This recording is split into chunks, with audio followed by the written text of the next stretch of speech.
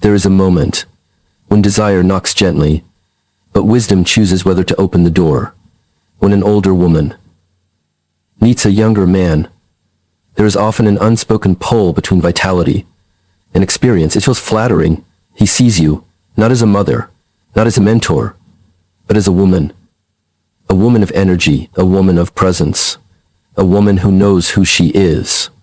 And you may feel awakened, seen, desired, live in a way you haven't felt for years. But be careful, not because of morality, but because of energy. Because what seems like a connection may just be an echo of something you're missing within yourself. The younger man, he is still searching, still becoming, still untethered. He may not know how to hold the weight of a woman who has lived, who has tasted pain, who has walked through fire, and who now carries stillness like armor. Sleeping with him may feel like a reclaiming of youth, but sometimes it is a borrowing from your inner peace. There is a silence within you. It took years to build. Don't let momentary pleasure unravel that silence into chaos. The body, it wants. The heart, it remembers. But the soul knows. The soul whispers. It asks, is this alignment? Is this clarity? Is this expansion? Or is this a distraction from your own solitude, from your own becoming, from the quiet power you've only just started to understand? A younger man may admire you, but does he honor you? Does he hold your name with reverence? Or does he only hold your body with curiosity? There is no shame in desire, but not all desire deserves your surrender. Sometimes, when we lie down with someone, we don't just share skin, we share energy. We take on what they carry, their hopes, their fears, their confusion, their chaos. And if you are not careful, you, the grounded one, you may lose your footing, you may become the one seeking, when you were the one found. You've worked for your peace, you've earned your rest. Do not trade it for the fleeting thrill of being seen. Instead ask, why do I need his gaze to feel beautiful? Why do I need his touch to feel alive? And if the answer is emptiness, don't fill it with his fire. Sit with it, breathe through it, let it transform you without burning you. Because there is a love that doesn't steal your energy, but mirrors your light. There is a man, not younger, not older, but wise enough to meet you where you are, with presence, with stillness, with depth. And until then, honor the sacredness of your body, the stillness of your heart, and the dignity of your path. Desire is a powerful force. It moves through the body like electricity, awakening parts of you that may have long been dormant. It's easy to mistake this sudden aliveness for connection, especially when the one who stirs it is younger, filled with life and energy, and looking at you like you're something sacred. But there is a difference between desire and alignment. Desire can come quickly. Alignment takes time. It reveals itself slowly, through silence, through stillness, through the way someone shows up when they have nothing to gain. When you move forward with desire alone, without taking the time to examine whether it aligns with your spirit, your values, and your peace, you begin to open doors within you that may not be ready to open. You trade the calm of your inner space for a fleeting storm of emotion and longing. Many people confuse the intensity of desire with truth. They believe that if something feels that powerful, it must be meant to be. But intensity is not always clarity. Sometimes the strongest feelings come not from alignment, but from unmet needs, hidden wounds, and unspoken fears. A younger man may stir those feelings in you, not because he's your path, but because he reflects something you're still healing from. He becomes a symbol of youth, of freedom, of something you once had and feel slipping away. When you act from that space, you are not choosing you from your power. You are reacting from your pain. Without alignment, desire leads to chaos. It may not happen all at once. At first, everything feels thrilling. You feel seen, wanted, appreciated. But slowly, cracks begin to show. He is still figuring out who he is, still building a foundation. He may not have the capacity to hold space for the depth you bring. He may admire your strength but not know how to walk beside it. You start to notice the imbalance. You're doing the emotional labor. You're making the space safe. You're carrying both your experience and his uncertainty. That's when the peace begins to erode. Not because you made a mistake, but because you moved ahead with desire instead of stillness. When you choose from alignment, everything feels different. There is no confusion, no emotional turbulence, no fear of what will come next. Alignment brings peace even in passion. It brings clarity even in closeness. It brings respect that runs deeper than attraction. But when you chase desire without checking whether it fits into your soul's rhythm, you may find yourself feeling more alone after intimacy than you did before. The inner chaos grows slowly. You begin to question yourself. Was it worth it? Was I enough? Did I lose something sacred in the process? This is why desire must always be filtered through discernment. It must pass through the silence of your soul, the knowing in your heart. The intuition that speaks in whispers, not screams. Because what begins in chaos will rarely end in peace, and what starts with misalignment will always require a price to be paid. When a younger man shows interest in an older woman, it can feel like a breath of fresh air. In a world that often places value on youth and beauty, having someone younger gaze at you with admiration can feel intoxicating. It may stir emotions that have been quiet for years. You feel seen, wanted, desired. That attention can become addictive. It reminds you of your younger self, the version that was once at the center of the room, the spark in every conversation. But relying on someone else's gaze, especially someone whose youth represents something you fear losing, can slowly begin to erode your inner foundation.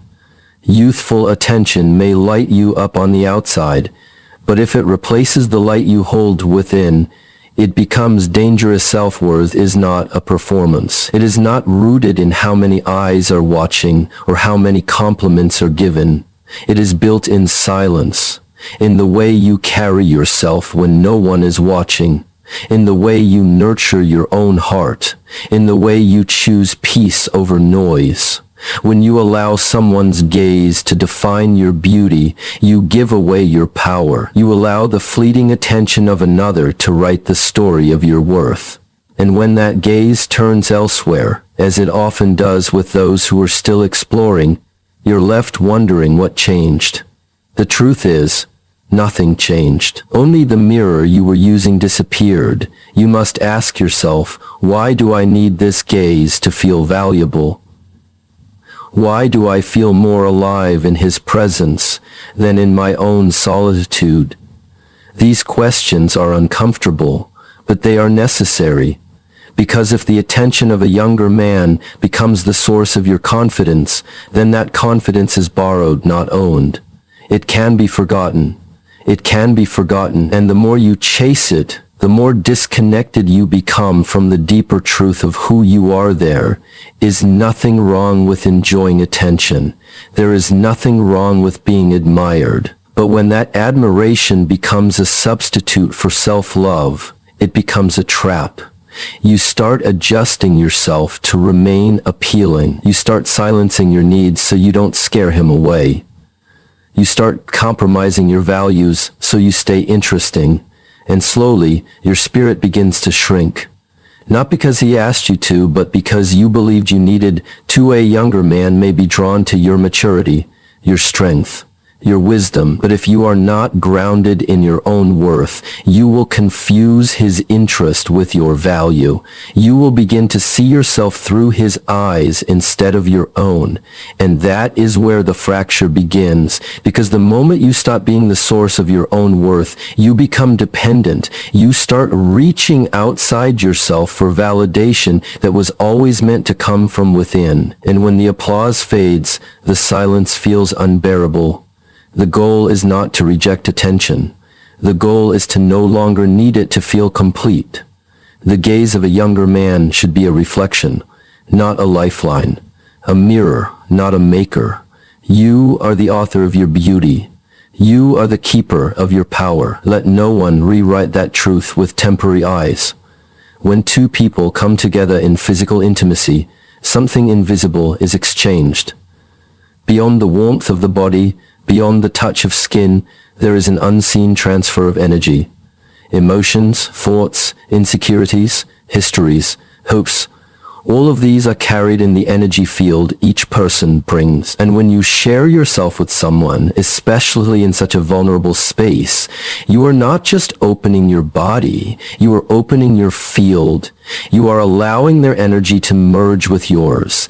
If they are grounded, whole, and self-aware, that energy can feel calm, healing, and safe. But if they are confused, restless, emotionally unstable, or seeking identity through others, that energy can cling to you like smoke after a fire. A younger man, still figuring out who he is, may carry with him an energy that is chaotic, vibrant, yes, but also uncertain. He may not yet know how to hold himself, let alone hold space for another. When you enter intimacy with someone like this, their energy does not simply stay in the moment. It lingers. It embeds itself into the spaces within you that are open, raw, or searching. You might leave the encounter thinking you are unchanged, but days or even weeks later, you feel unsettled. You begin to question yourself. You begin to feel emotions that are not fully your own. This is the residue of energy, unfiltered, unprocessed, unacknowledged. Women by nature are often more energetically receptive. The body may forget, but the energy remembers. When you lie with someone, especially someone not attuned to their own spirit, you may find yourself carrying their burdens without realizing it. His insecurities may begin to mirror your doubts. His confusion may leak into your clarity. His emotional immaturity that had awakened parts of you that had already healed. This is not because you are weak, but because you are open. But openness must be protected. Sacredness must have boundaries, and intimacy without discernment can quickly become entanglement. It is not only about love. It is not only about consent. It is about spiritual hygiene, about energetic cleanliness. You would not drink from a polluted stream just because the water looked clear. In the same way, you must not share your inner sanctuary with someone whose energy is still scattered, unresolved, or unstable. No matter how beautiful the body or how charming the words, if the energy behind them is fragmented, you risk becoming fragmented yourself. This is why awareness is essential. Before physical closeness, there must be energetic clarity. What are they carrying? Can they hold what you hold? Do they understand the weight of entering your space? Or are they simply taking without knowing the cost? Intimacy is not a game. It is a silent conversation between spirits. And if one spirit is not listening, the other will carry the silence for both. You must become aware of what you allow into your field. You must become sensitive to what lingers after the touch. Because while the body may crave connection, it is the soul that has to live with the imprint. And not all imprints are meant to remain within you. Inner peace is not something you stumble upon by accident. It is cultivated over time, like a quiet garden in the center of your being. It grows through lessons, through losses, through long nights of self-reflection and hard boundaries. For many older women, that peace didn't come easily. It was earned by walking away from things that no longer served them, by choosing solitude over noise, by learning how to love themselves in moments when the world offered no applause.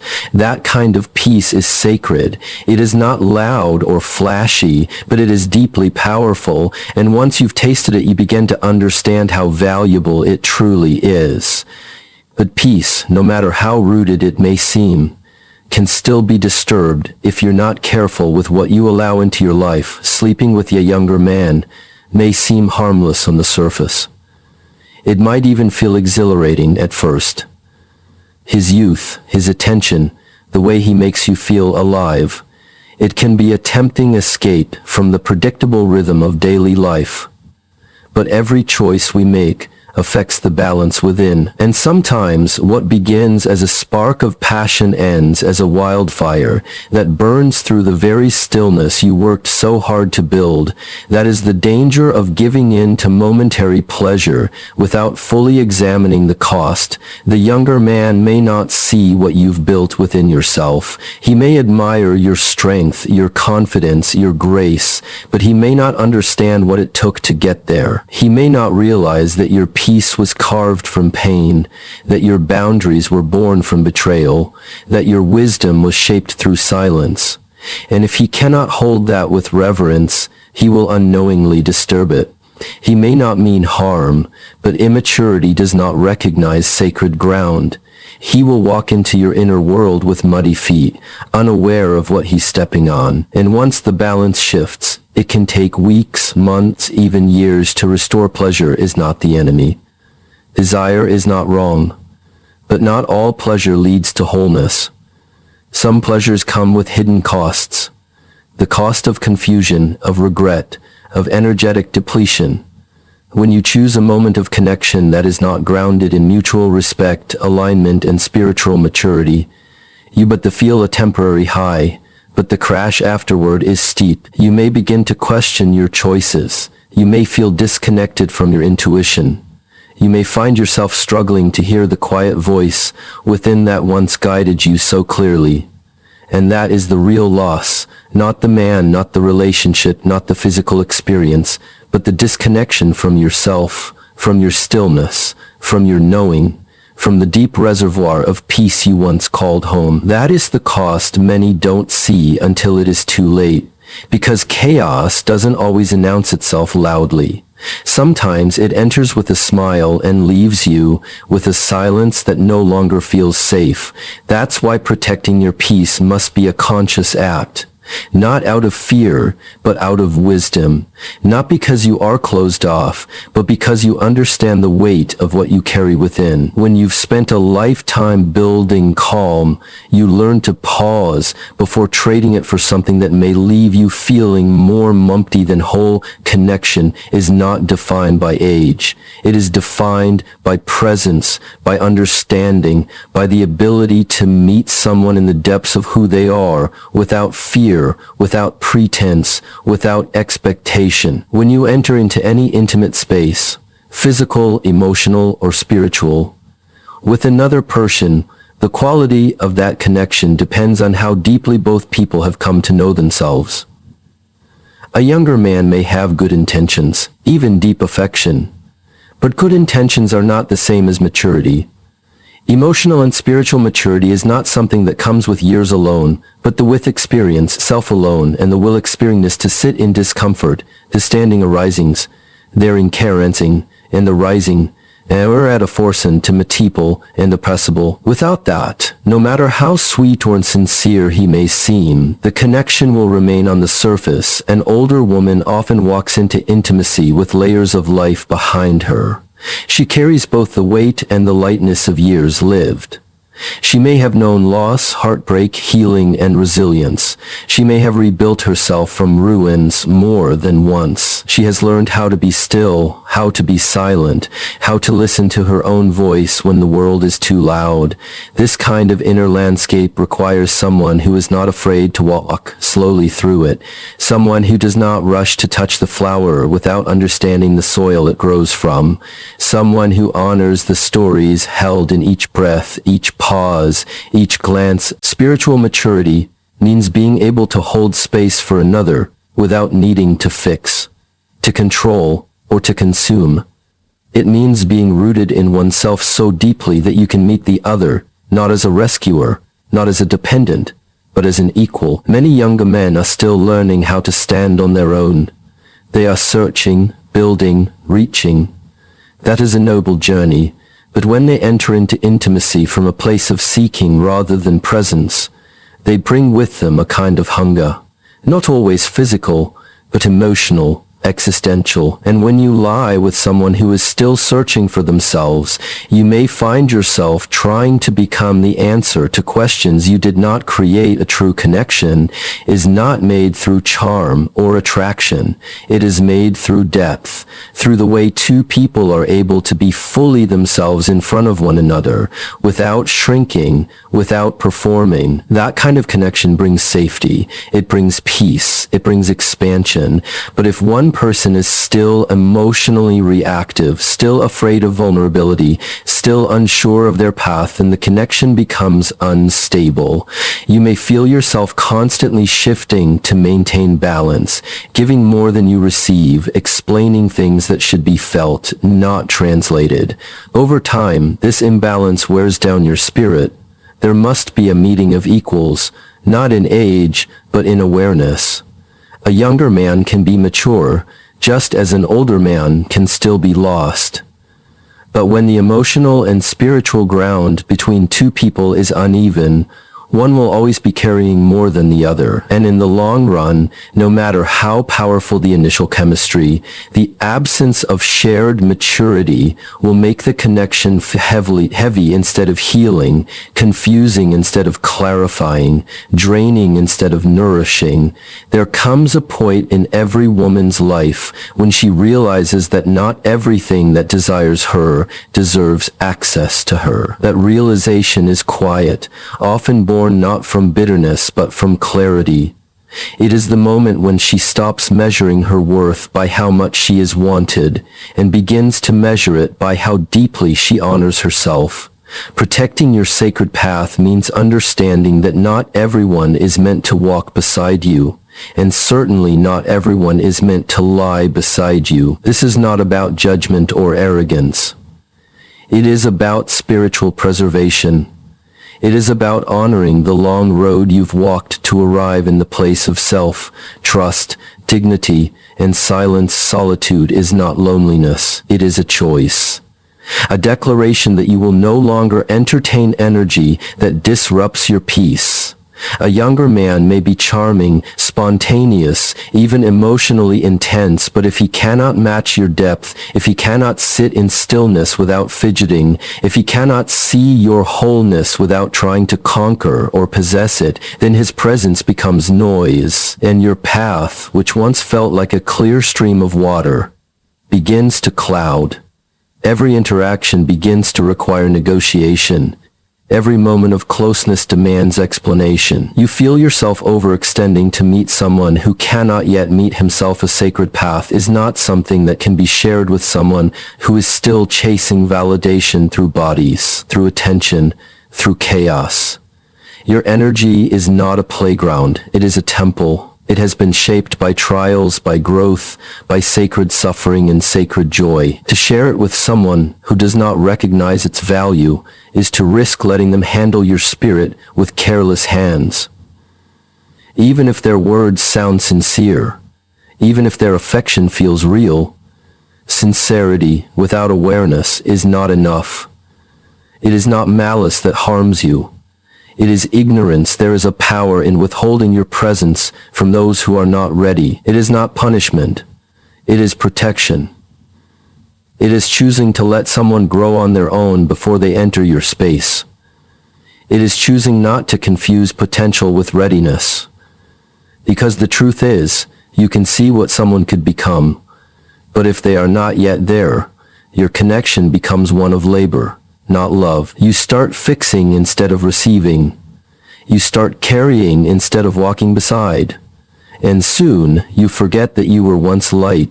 You protect your sacred path by listening closely to how someone shows up. Not just when things are easy, but when they are quiet, when they are uncomfortable, when they are faced with the truth of who you are. Can they stay still in your depth? Can they honor your boundaries without trying to soften them? Can they see your silence as presence, not absence? These are the questions that reveal who is meant to walk with you. Choosing solitude over misalignment is not weakness. It is strength disguised as softness. It is the wisdom of knowing that love is not proven by how much you endure, but by how much you protect what is sacred within you. And that protection is not loud. It does not beg to be understood. It simply closes the door gently and continues walking forward in peace.